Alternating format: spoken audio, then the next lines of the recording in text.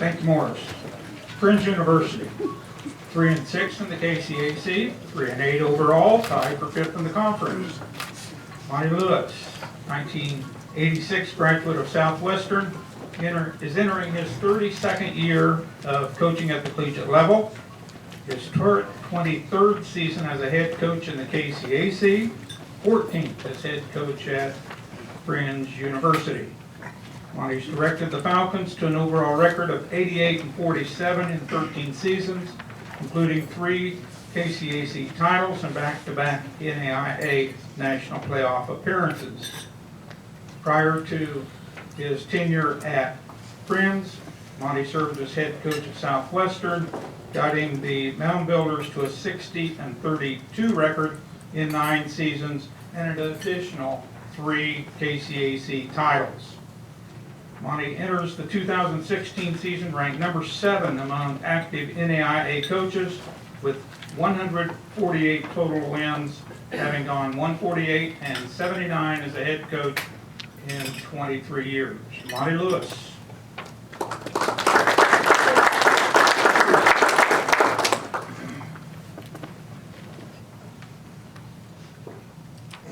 What's he going to say this year? Nothing. Popped off last year, went 3-8. Not for, there's no lack of material out there with Donald Trump, trust me. But we'll just keep it a little more online here. Thank you, Carol. And listen, I want to echo my thanks to certainly Kelly for stepping in. You're doing a remarkable job, honey. Thanks. Very professional. But you're doing a great job. I want to thank IMA, certainly Hotel at Old Town, and share our condolences with the Crawford family as they go through a tough time. And we've all been there. If we haven't, we will, and it's difficult. I want to introduce Matt Welch, longtime assistant. I announced last year that Matt and I had to go to counseling. Well, we divorced about a month ago, but we've remarried and everything's fine now. So we're doing good, Matt and I. I want to also thank Luke. Are you in here, Luke? Oh, you're up there, sorry. Luke Decken, our SID, who does a great job with our media guide. Please read it. Please read it. Also want to recognize Chuck Lambert and welcome him, certainly as a head coach. We're going to miss Andy, but we all knew you were the brains behind everything done there. So easy transition. Mogi, are you done eating yet? I saw your jaws moving again. Hey, I feel like our winter and spring got us back on track. It was a painful 2015 season for us. I think we underachieved, and I think that squarely sits on one person's shoulders, mine. End of story. But I watched our coaching staff, I watched our assistants, our captains, our upperclassmen lead in a tremendous way.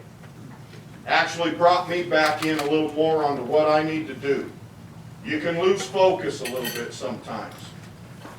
And I put the responsibility of 2015 squarely on me. And so, our goals won't change, man. One bad season is not going to keep us from putting our seniors first, giving them the best season that they can have. We hope that includes a championship or a playoff run. But give them their best season. After that, the goal's always going to be win the KCAC title and go to the national playoffs. But, represent Friends University in a first-class manner, always. But, again, I don't want to dwell a lot on 15. That's what's great about athletics, is you get to turn the page, and it's all about what's happening now. Our focus in recruiting, obviously, was in our offensive line. We felt we weren't very good up front completely, so we focused there. Jerry Taylor's going to move over and coach our O-line now. Coach Struckman moved on. League's in good standing, but moves on. Our defensive secondary, we don't believe was where it needed to be, and Bill Shaw's back. And that'll solidify that area quickly for us. But quarterback position will be wide open. Brett Darling, Andrew Matthews, both the game experience, starting experience, they return. But I'm telling you, it's wide open. Spencer Lewis is, we redshirted him last year. He'll figure in the mix, and Brendan Whitaker will certainly challenge there. But a key loss for us, and again, I go back, talk about the leadership in the offseason, winter and spring. What was pivotal about that leadership manifesting to the level that it did was this was all done without Mason Pauley as a player. We will miss Mason Pauley. That's why Coach Welch quickly got him going, and he helped in the offseason as a student assistant. But Mason was a great player for us in the defensive line, and it's going to be a while before another one like him comes down the pike. There's no question about it. You know, we've just had to remind ourselves some of the cliches that basically are true when you go through a bad year. Football is a simple game that's complicated by coaches. And that's what I got up every day during the season as it was going bad, and to this point, asking myself, how did I complicate things? I'm not sure I know the answer, but I know that we've worked through what we've needed to work through. So we've turned the page. You know, as far as returning lettermen, we have 60 returning lettermen. We have 9 offensive starters returning, 9 defensive starters returning. You know, as you read through those returners, obviously we're encouraged. Jesse Rogers has been a workhorse for us, a senior running back all conference.